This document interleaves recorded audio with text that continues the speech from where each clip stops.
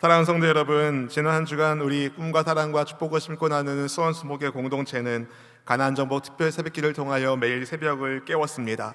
주를 갈망하며 주께 부르짖으며 주님을 송축하며 주를 예배하며 주께 감사하는 우리 한 분 한 분이 하나님께서 찾으시는 바로 그 예배자가 되어서 주님의 기쁨이 될 것을 함께 결단하는 시간을 가졌습니다.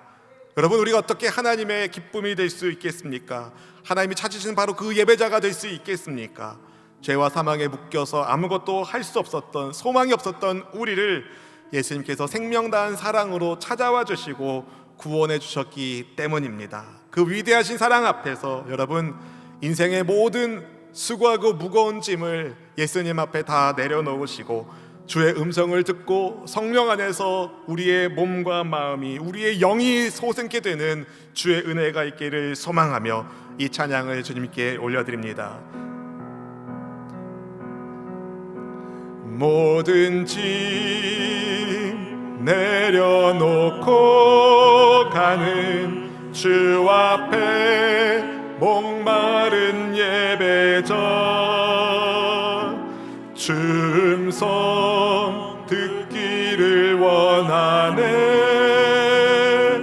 주 얼굴 보기를 원하네. 모든 짐 내려놓고, 모든 짐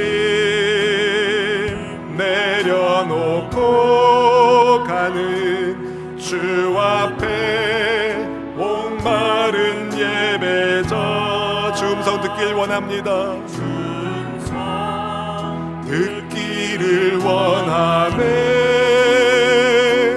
주 얼굴 보기를 원하네. 성령 하나님을 환영합니다. 성령 하나님, 이곳에 가득한 주님을 높이며 경배합니다. 성령 하나님, 이곳에 가득한 주님을 높이며 예배합니다. 성령 하나님, 성령 하나님, 이곳에 가득한 주님을 높이며 경배합니다. 성령 하나님, 이곳에 가득한 주님을 높이며 예배합니다. 온 세상을 말씀으로 창조하시고 사람을 흙으로 빚으시고 코에 생기를 불어넣으심으로 산 사람 되게 하신 창조주 하나님, 주님의 호흡이 우리 가운데 있기에 우리가 산 영이 되어 하나님을 예배하는 예배자가 되었음을 고백합니다. 주님 우리를 찾아와 주지 않으셨다면, 주님이 우리를 위하여 희생의 십자가를 지시지 않으셨다면 어느 누가 감히 은혜의 보좌 앞에 나아가는 하늘의 복을 받을 수 있었겠습니까? 우리를 사랑하시고 구원의 은혜 가운데 돌보아 주시는 하나님의 그 크고 위대하신 사랑이 우리의 마음에 감동이 되게 하여 주시옵시고, 성령 안에서 그 배에서 생수의 강이 흘러넘치는 하늘의 은혜가 있도록 이 시간을 주장하여 주시옵소서.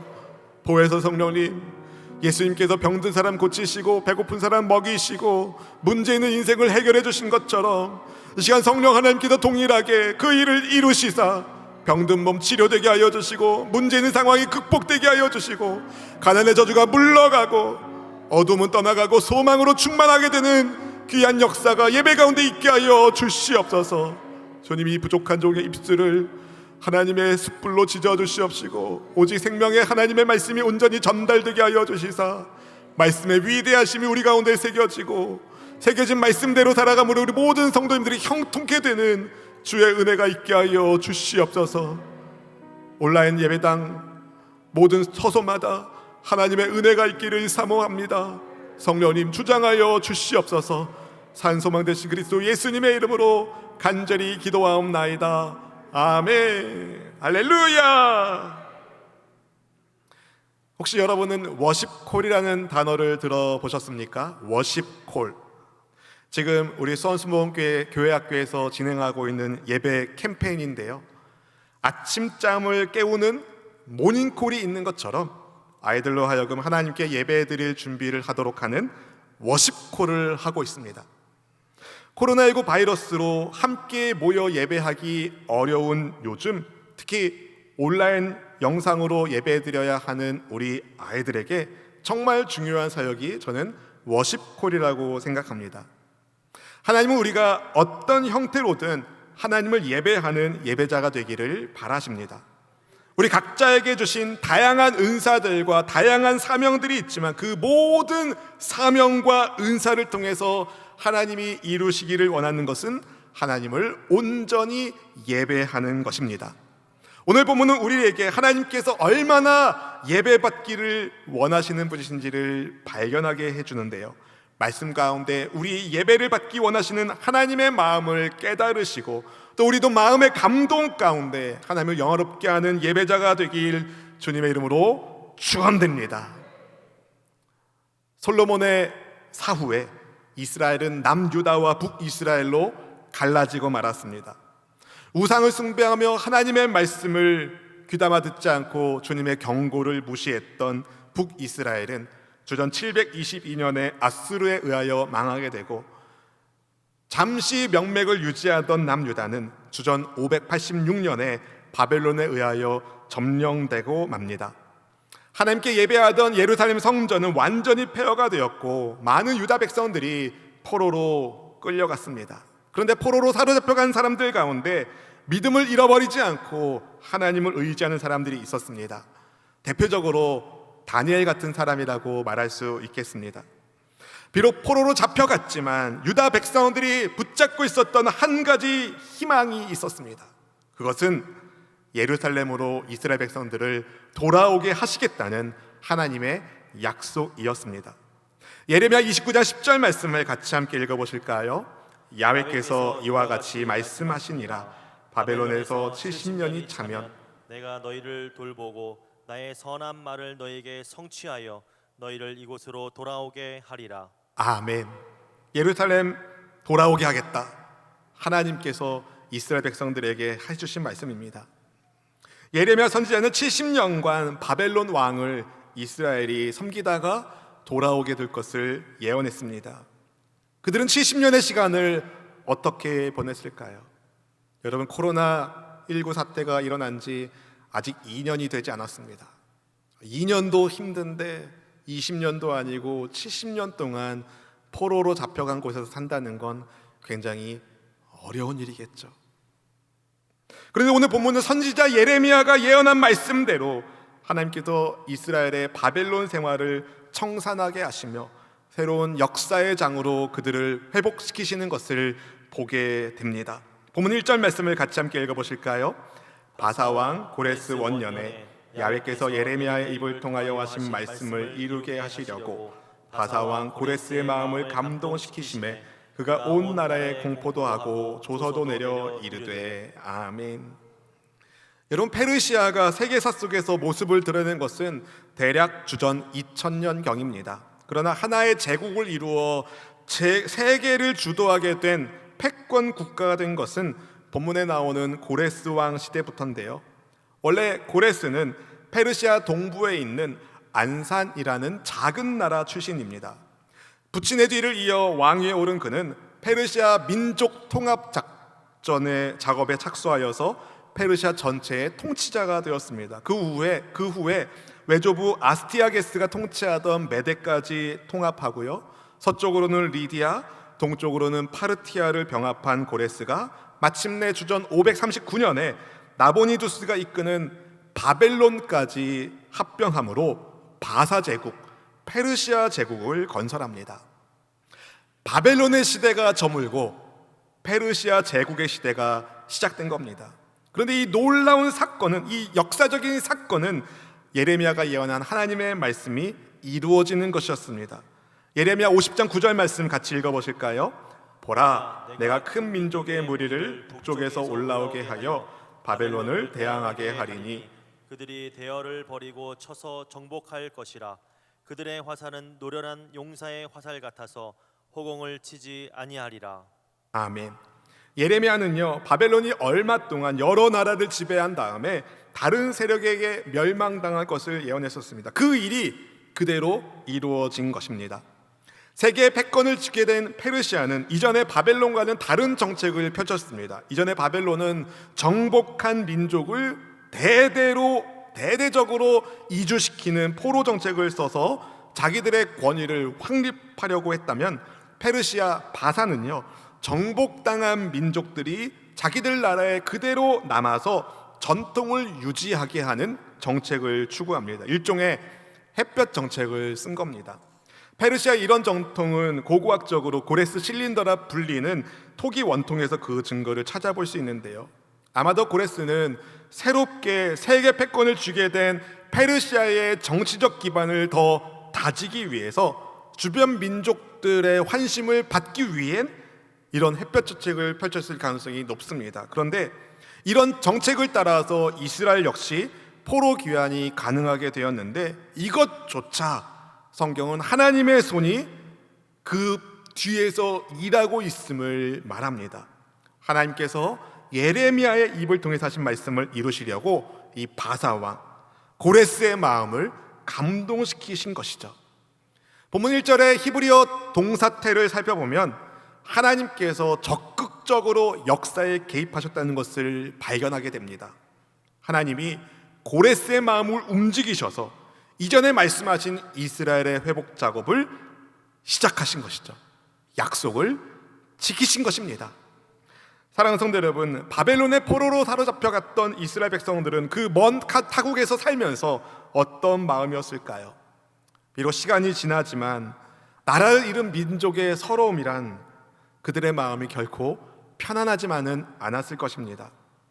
어떤 사람들은 이스라엘이 회복할 때를 기다리면서 인내하며 믿음으로 버텼지만, 어떤 사람들은 과연 우리 이스라엘이 회복할 수 있겠는가 의심하는 사람들도 있었을 겁니다.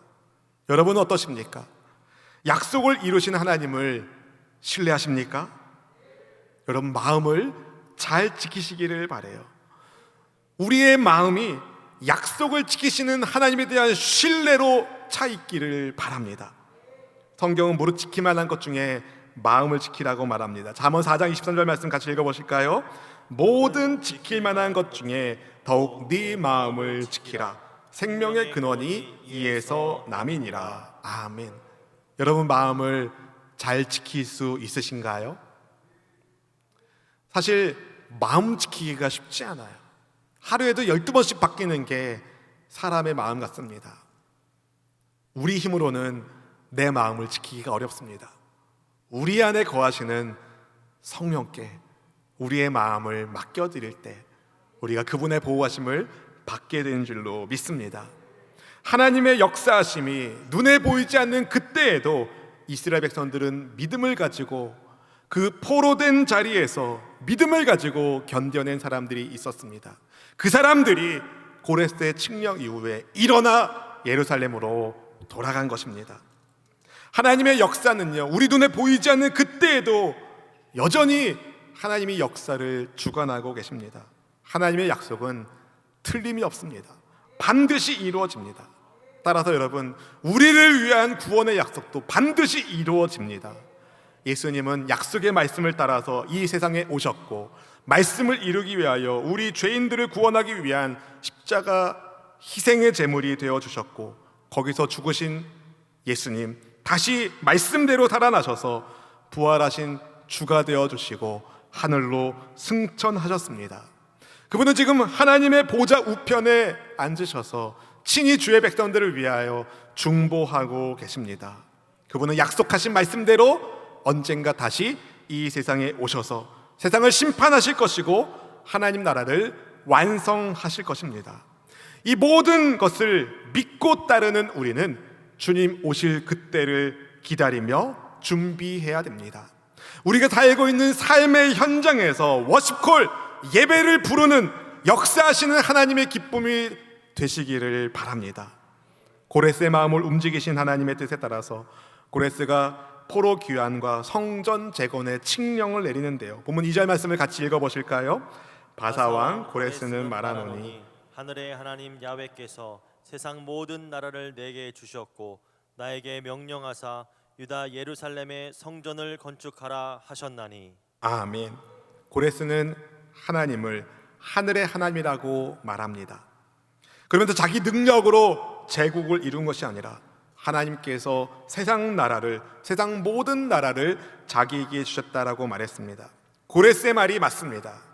그러나 고레스가 이렇게 말했다고 해서 그가 하나님만 섬기는 왕이라고 말하기는 어렵습니다. 고레스는 전 세계에 있는 모든 신들을 신으로 생각한 다신주의자였거든요. 그런데 그가 이렇게 말한 것이, 이방인 왕이 말한 것이 사실은 진짜였습니다. 하나님은 이스라엘의 하나님이실 뿐만 아니라 온 세상의 하나님이십니다. 심지어 그분을 제대로 알지 못하고 제대로 믿지 않는 한 나라 제국의 왕의 마음을 움직이셔서 하나님의 뜻을 성취하시는 분이시기도 합니다. 쉽게 말해 그분을 믿지 않는, 그분을 모르는 모든 나라의 주권자 역시 하나님이십니다. 하나님이 여러분 세상의 주인이십니다. 세상의 주인이 하나님이신데 그분을 아버지라 부르는 우리가 무엇을 두려워하며 염려해야 되겠습니까? 바라기는 하나님의 약속을 붙잡으시고, 할렐루야, 택한 족속, 하나님이 지켜주시겠다는 그 약속의 말씀을 붙잡으시고 믿음의 길을 걸어가는 저와 여러분 될 수 있기를 주님의 이름으로 축복합니다. 고레스의 등장과 그를 통한 이스라엘의 회복은요, 고레스가 역사의 무대에 등장하기 이미 160여 년 전에 예언되었던 말씀이었습니다. 바사왕 고레스가 그의 원년에 하나님의 뜻에 따라서 이스라엘 백성들을 위한 조서를 선포한 것은 결코 우연이 아니에요. 하나님의 역사에는 우연이 없습니다. 그분의 섭리만이 있습니다. 고레스의 조사는 그가 어쩌다가 마음이 움직여서 조서를 내린 게 아니라 하나님이 그 마음을 움직이셔서 하나님의 주권 아래 공표된 조서였습니다. 그는 이스라엘의 하나님을 참신이라고 찬양합니다. 본문 3절 말씀을 같이 읽어보실까요? 이스라엘의 하나님은 참신이시라. 너희 중에 그의 백성된 자는 다 유다 예루살렘으로 올라가서 이스라엘의 하나님 야훼의 성전을 건축하라. 그는 예루살렘에 계신 하나님이시라. 아멘. 정말 놀라운 말을 하죠. 이스라엘의 하나님이 참신이시다. 하나님의 백성된 사람은 다 유다 예루살렘으로 올라가서 이스라엘의 하나님 야훼의 성전을 건축하라 명령을 내립니다. 사랑하는 성도 여러분, 하나님께서 감동을 주실 때는요, 그저 마음에 감동을 품고 기뻐하도록 그것만을 위해서 주신 것이 아닙니다. 하나님께서 마음에 감동을 주실 때는 하나님의 일을 하게 하시기 위한 감동인 경우가 많습니다. 하나님께서 마음에 감동을 주셨다면 움직여야 됩니다. 고레스의 말처럼 하나님은 참신이시며 하나님의 주권적인 뜻대로 세상을 통치하십니다. 이스라엘이 바벨론의 포로가 된 것도 하나님의 뜻대로 이루어진 역사이고, 때가 되어서 이스라엘이 예루살렘으로 돌아가 하나님을 위한 성전을 다시 건축한 것 역시 하나님의 뜻대로 이루어진 역사적 사실이었습니다. 고레스는 조서를 통해서 성전 건축을 촉구할 뿐만 아니라 유다 백성들에게 필요한 물품을 제공하여 도우라는 명령도 내립니다. 예루살렘에 세울 하나님의 성전을 위하여 기쁘게 예물을 드리라고 말합니다. 고레스의 조사가 내렸을 때 유다와 베냐민 족장들과 제사장들과 레위 사람들이 하나님께로부터 감동을 받습니다. 하나님의 섭리 속에 드디어 예루살렘으로 돌아가 그토록 오랫동안 기다렸던 이스라엘 예루살렘으로 돌아가 주의 성전을 다시 짓게 될 기회가 생긴 것이기 때문이었습니다. 감동받은 백성들이 주저하지 않았습니다. 일어나 귀한 준비를 합니다. 본문 5절 말씀 같이 읽어보실까요? 이에 유다와 베냐민 족장들과 제사장들과 레위 사람들과 그 마음이 하나님께 감동을 받고 올라가서 예루살렘의 야훼의 성전을 건축하고자 하는 자가 다 일어나니. 아멘, 아멘. 다 일어나니, 여기서 일어나니로 번역된 히브리 단어 쿰, 달리다 쿰 할 때 그 쿰입니다. 어떤 일을 하기 위해서 적극적으로 결단한다는 의미가 여기에 있습니다. 고레스 조서에 따라서 유다와 베냐민 족장들과 제사장들과 레위 사람들로 이루어진 사람들이, 그 무리가 수룹바벨의 지도 아래 42,360명이 예루살렘으로 출발합니다. 여러분, 이웃 동네로 이사 가는 것 아닙니다. 경기도에서 충청도로 이사 가는 지역 간의 이동이 아닙니다. 수십 년 전 떠났던 고향 나라의 귀국입니다. 한두 사람이 아닙니다. 4만 명이 넘는 사람이 귀환하고, 또 귀환하면 폐허가 된 예루살렘 성전을 재건해야 되는 과업이 기다리고 있었습니다. 비록 포로 생활이지만 이미 바벨론에서 70년 동안 살아왔는데, 오랫동안 정착한 삶의 터전을 뒤로하고 폐허가 된 예루살렘으로 돌아가는 것은 결코 쉽지 않은 결정이었을 겁니다. 그러나 하나님께서 이루실 역사를 소망하면서 유다 백성들은 안정된 자리를 박차고 예루살렘으로 향하는 믿음의 모험을 감행합니다. 결단을 내리고 적극적으로 움직였습니다. 그런데 그렇게 움직이는 이스라엘 백성들을 하나님은 빈손으로 돌아가게 하지 않으셨습니다. 제2의 출애굽을 연상하는 일이 일어납니다. 본문 6절 말씀 같이 읽어보실까요? 그 사면 사람들이 은그릇과 금과 물품들과 짐승과 보물로 돕고 그 외에도 예물을 기쁘게 드렸더라. 아멘, 아멘. 제가 미국에서 한국으로 돌아올 때 저희 이웃집 사람들이 저한테 그릇을 준 적이 없고 보석을 준 적이 없습니다. 여러분, 이스라엘 백성들이 자기네 나라 땅으로 돌아가는데 왜 그 이웃들이 굳이 이런 호의를 베풀까요? 이스라엘 백성들이 귀환할 때에 그곳에 살던 대부분의 이웃들이 이스라엘 자손의 귀환을 적극적으로 돕습니다. 아무리 고레스 왕이 조서를 내리긴 했지만 이웃들은 왕이 지시한 것 이상으로 많은 것을 예루살렘으로 돌아가는 사람들에게 제공해 줍니다. 먼저는 하나님께서 그렇게 바벨론 지역에 살고 있었던 사람들의 마음을 움직여 주셔서 큰 호의를 이스라엘 백성들이 받도록 해주신 것입니다. 더불어서 평상시 이스라엘 백성들이 이웃들과 어떤 관계를 맺고 있었는지를 생각해 볼 수가 있습니다. 아마도 이스라엘 백성들은 바벨론에서도 하나님을 경외하는 사람으로 살려고 애를 썼을 것입니다. 야, 우리 70년 뒤에는 돌아가니까 이 땅에 애정을 주지 말자. 70년 뒤에 돌아갈 거니까 돌아가기 전까지는 막 살아도 돼. 그렇게 산 사람이 있었을까요? 아니요. 언젠가 우리가 고향으로 돌아갈 텐데 돌아가기까지 그들은 이런 고민을 하며 답을 찾아갔을 겁니다. 왜 우리 민족이 망했는가? 왜 우리가 바벨론의 포로로 잡혀왔는가? 왜 하나님의 성전인 예루살렘이 폐허가 되었는가? 생각해 보니까 그들이 하나님의 말씀을 우습게 여기고 수없이 선지자들을 보내셔서 하나님이 경고해 주셨는데 그 경고의 말씀을 우습게 여기고 우상을 숭배하고 주님의 말씀에 불순종했기 때문이라는 것을 깨달았을 것입니다. 어떻게 깨달았겠습니까? 바벨론 포로 지역에서도 이스라엘 백성들은 하나님을 예배했습니다. 말씀을 통해서 깨닫게 되는 거죠. 예배를 통해서 깨닫게 되는 거죠. 그러니까 고레스 왕이 칙령을 내렸을 때 예루살렘으로 귀환하는 사람 가운데 누가 있어요? 제사장들이 있고 레위 사람들이 있는 거예요. 포로로 잡혀간 곳에서 제사장들과 레위 사람들은요, 이미 나라가 망했는데 무슨 예배냐? 예배를 버리지 않았습니다. 거기에서도 하나님을 예배하는 예배자로 버티는 사람들이 있었던 것이죠. 여러분, 성경은 예수님을 믿는 우리가 제사장이라고 말합니다. 거룩한 제사장이요, 하나님의 소유된 백성이라고 말합니다. 여러분, 한 분 한 분이 예배를 부르는 워십콜이라는 것이죠. 하나님의 역사에 쓰임받는 하나님의 기쁨이 될 수 있기를 주의 이름으로 축복합니다. 다니엘처럼 하나님을 섬기는 사람으로 바벨론 사람들이 이스라엘 백성들을 알게 되었어요. 하나님께 기도하는 사람인 것을 알았고 하나님을 예배하는 사람인 것을 알았어요. 하나님을 예배하는 예배자로서 이스라엘 백성들이 어떻게 막 살 수 있겠습니까? 거기에서도 성실하게 선을 베풀며 하나님을 섬기는 사람답게 살지 않았을까요?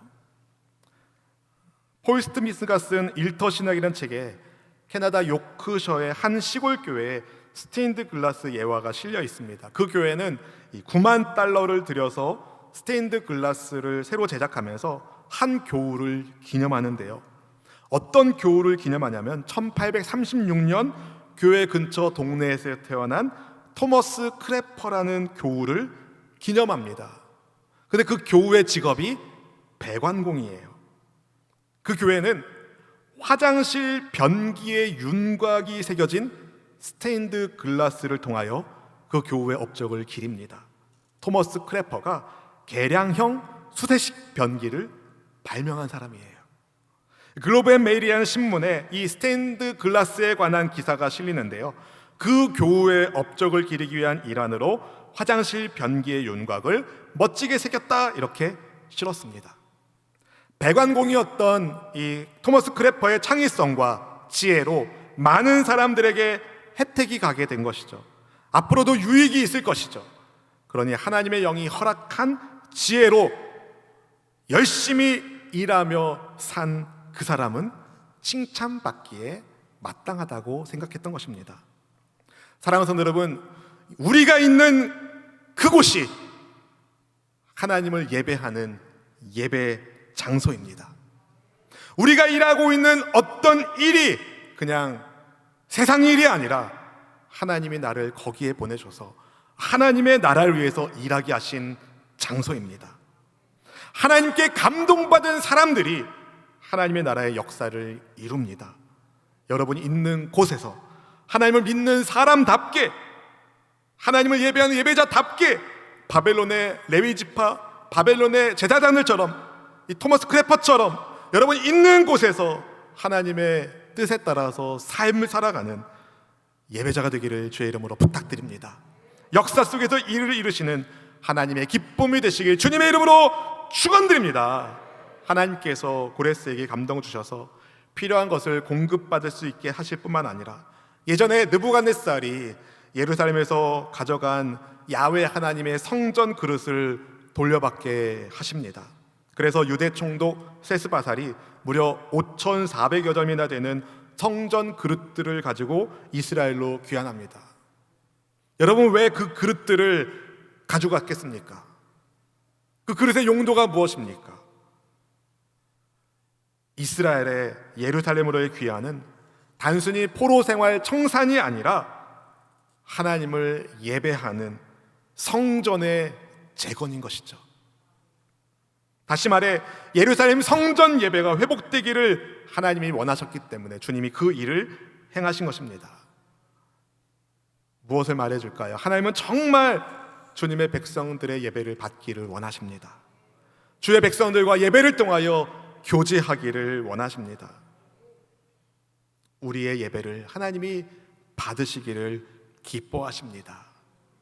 예루살렘을 돌아온 사람들, 폐허가 되어 있는 그 땅에서 생존의 위협을 겪습니다. 갖은 고생을 다합니다.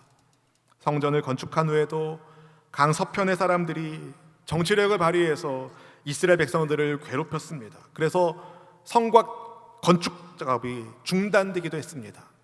하지만 하나님이 역사를 만져가셨습니다. 귀환에 필요한 재물을 공급해 주신 하나님, 예배를 위한 제사장들과 레위 사람들과 찬양하는 사람까지 준비하신 하나님, 학개와 스가랴 선지자를 보내주셨고 에스라와 같은, 느헤미야와 같은 믿음의 리더들을 통하여 하나님의 나라의 역사를 이루어 가셨습니다. 여러분, 하나님은 역사의 방관자가 아니라 역사의 주권자이십니다. 세상 역사, 이 거대한 세상 역사뿐만 아니라 작고 작은 나 한 사람의 인생사 역시 하나님의 손에 있음을 깨닫기를 바랍니다. 하나님은 주님의 뜻을 따라 마음의 감동을 받고 일어난 사람들에게 돕는 손을 더하여 주십니다. 하나님께서 주신 감동에 따라 일어선 사람들에게 하나님이 필요한 물품을 공급해 주셨습니다. 그리고 그 먼 거리를 이주하는 데에 한 사람의 낙오자도 없게 하셨습니다. 여러분 생각해 보세요. 금은 보석을 가지고 이스라엘 백성들이 예루살렘으로 돌아간다, 소문 났겠어요? 안 났겠어요? 소문 났죠. 강도들이 노리지 않았겠습니까? 여러분, 하나님이 다 지켜주셨어요. 하나님이 지켜주셨어요. 안전하게 예루살렘으로 귀환했고, 어려운 일이 있었지만 아름다운 성전을 짓게 되었습니다. 하나님의 약속을 믿고 일어나 나아가면 하나님이 그 다음을 책임져 주십니다. 하나님은요, 무책임한 분이 아니십니다. 우리가 주님의 약속을 믿고 주님께서 주신 마음의 감동을 따라 일어나 나아가면 이미 우리보다 앞서서 일을 이루시고 역사하시는 하나님의 은혜를 반드시 체험하게 될 겁니다. 여러분, 그러니 하나님의 공급하심을 믿고 믿음의 발걸음을 내딛는 우리 모두가 될 수 있기를 축복합니다.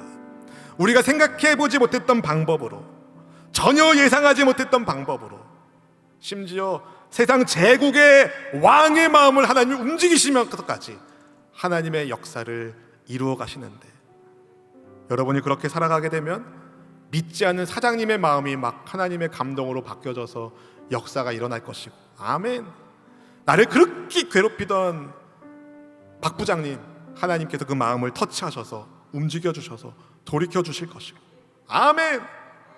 하나님의 영광이 우리 가운데 열매로 나타나게 될 것을 반드시 보게 될 줄로 믿습니다.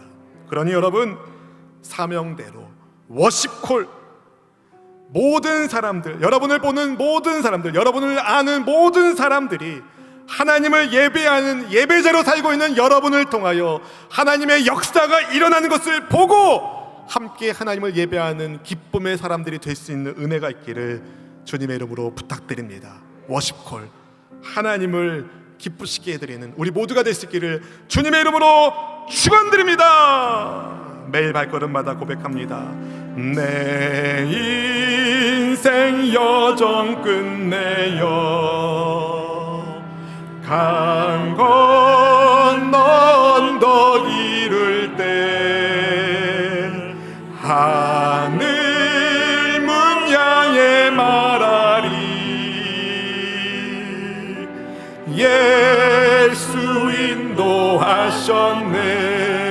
매일 발걸음마다, 매일 발걸음마다